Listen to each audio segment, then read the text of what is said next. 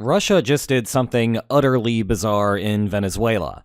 Sorry, but there is no other way to describe the situation. And if the claims are true, then Ukraine may get to twist an apparently bad situation into a good one. Let's roleplay for a second. Imagine that you work in the Kremlin, and right now, Ukraine is in the midst of such an expansive air campaign that I feel the need to play this timeline at 10x speed or so, lest I unnecessarily stall out the narrative of this video. But again, you work in the Kremlin. Do you, 1, send air defenses to Venezuela, or 2, do you not send air defenses to Venezuela? Well, if you said do not, then congratulations. You made a sensible strategic choice. After all, you need those air defenses to prevent the situation inside of Russia from getting even worse. But you apparently would not be matching the Kremlin's current strategy. I say apparently because there are some complications here, but that is where things stand now. There is a lot to unravel here, so let's start with what we know. On October 26th, a Russian Il-76 cargo plane landed in Venezuela. You might remember this as the one that had to take an elaborate flight path through Armenia, Algeria, Morocco, Senegal, and Mauritania, as we discussed earlier this week. At the time, we did not have much of an idea what was actually inside the plane. Small arms, Russian advisors, weapons for the naval domain.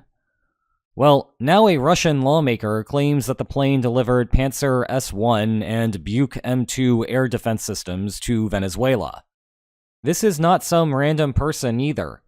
He is on the Duma's Defense Committee, meaning that he is in a position to know what is happening. And before we get into the more serious implications for wars in both hemispheres, well, one that is actually happening now, and another that may break out soon, let me point out that Russian legislators can say a lot of things, and they do not need to be true. This lawmaker in particular had lobbied to send nuclear weapons to Cuba and Venezuela after the invasion of Ukraine began. Something about punishing the United States for any aid it might provide to Ukraine. That might give you an idea of his overall worldview. Also, Il-76 planes are big, but they are not that big. And those systems cited are large themselves.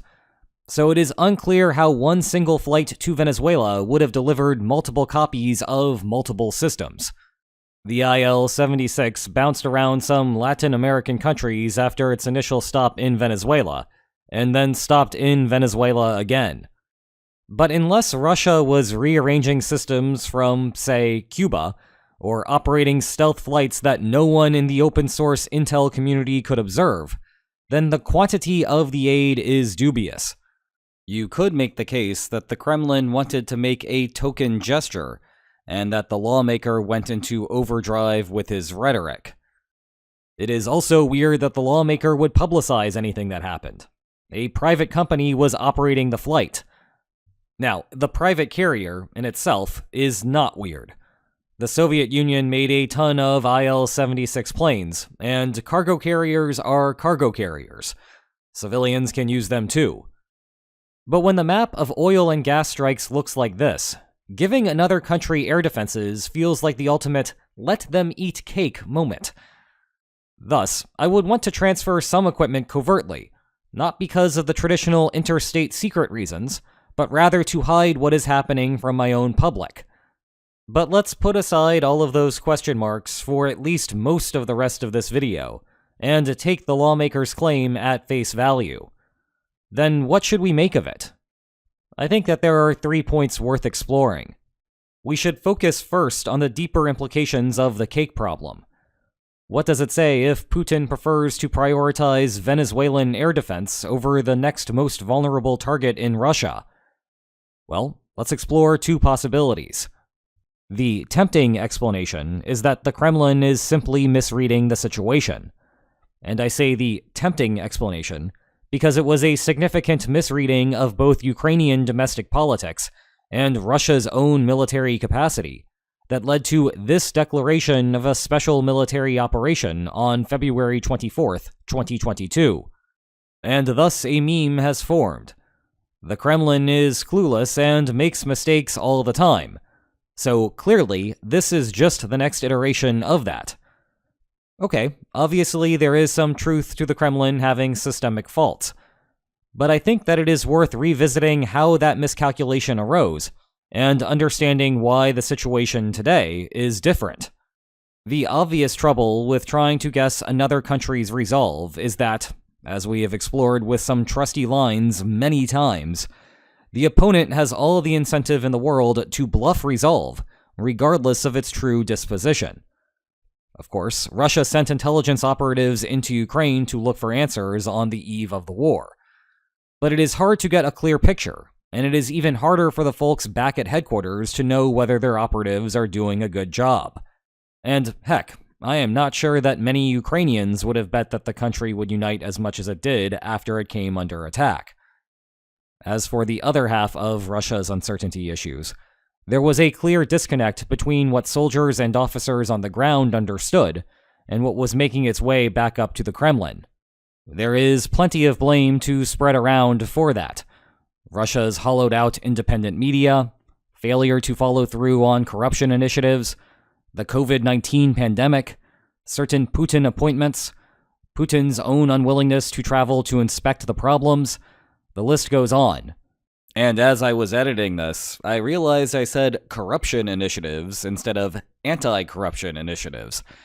A Freudian slip, perhaps, because it does capture the state of affairs in Moscow. But what is critical to understand here is that the Kremlin has made the proper adjustments to war policy when new information becomes publicly available. The battlefield losses, the failure to capture Kyiv, and the general political unity of Ukraine meant that Russia needed to adjust its strategy after the first couple of months of the invasion. And adjust Russia did. Put differently, the problem is less of Russia being naive with its strategizing, and more about failing to obtain good information about how its strategies will play out. That may sound like an academic distinction, but it is not. And it matters here because the refinery attacks are publicly observable. No one in the Kremlin is unsure about whether they are happening. And if you are unsure whether the information is filtering up there, remember that there are plenty of oligarchs who spend plenty of time in the Kremlin that are scared out of their minds about what is happening. Thus, information on that front is not a problem. The second explanation is that the Kremlin has the Russian public politically locked down. In other words, it does not matter whether the refineries are all getting blown up and gasoline prices are surging.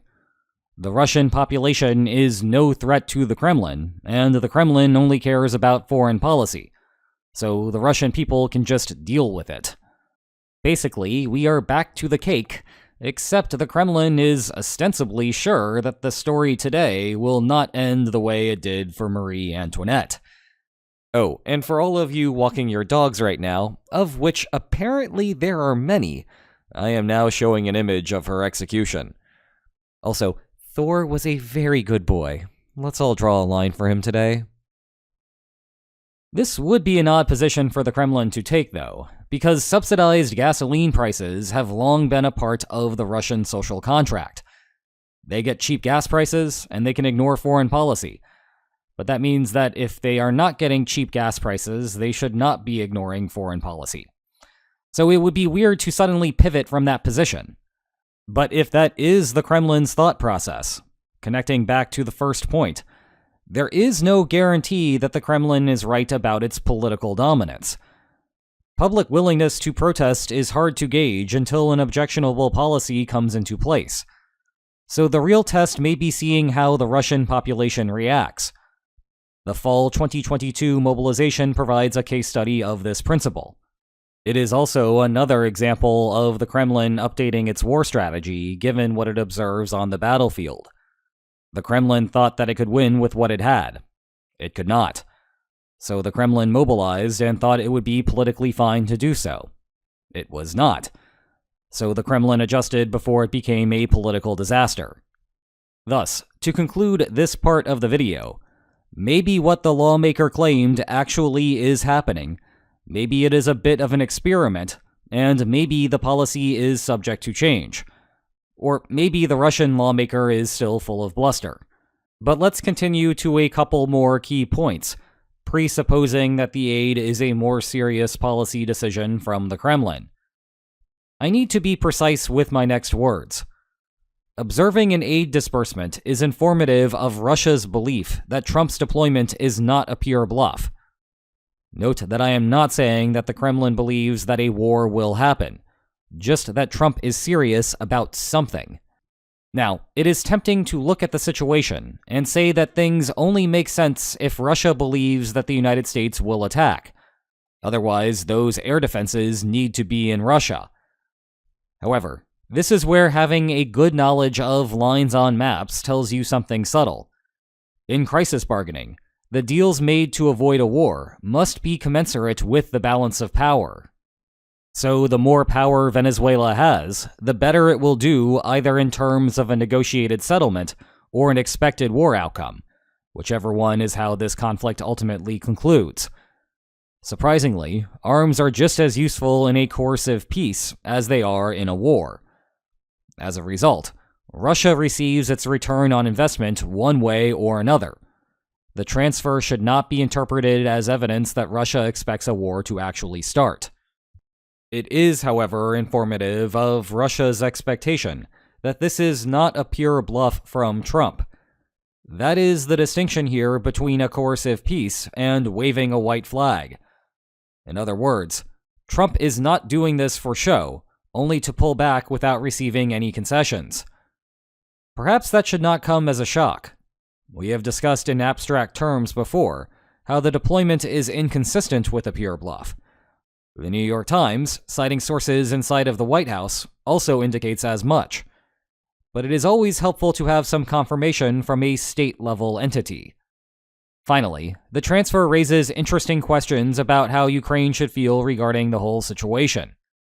As of late, the key word you most frequently hear from policymakers in Kyiv is tomahawks. With that as a backdrop, holding everything else equal, you would be tempted to conclude that a US-Venezuela war would be bad for Ukraine.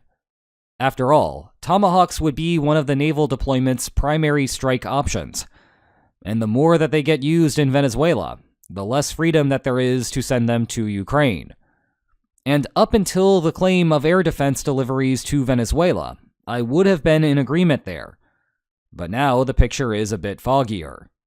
If the Kremlin is as out of touch with the situation inside of the Federation as the Russian lawmakers' claim suggests, then the shadow of an active war in Venezuela might cause Russia to send even more equipment over to Venezuela. That would open the skies further for Ukrainian drone strikes, more public discontent inside of Russia, and who knows from there. In sum, I think that we should take what anyone in the Russian government says with a grain of salt. But goodness, is it a bizarre development.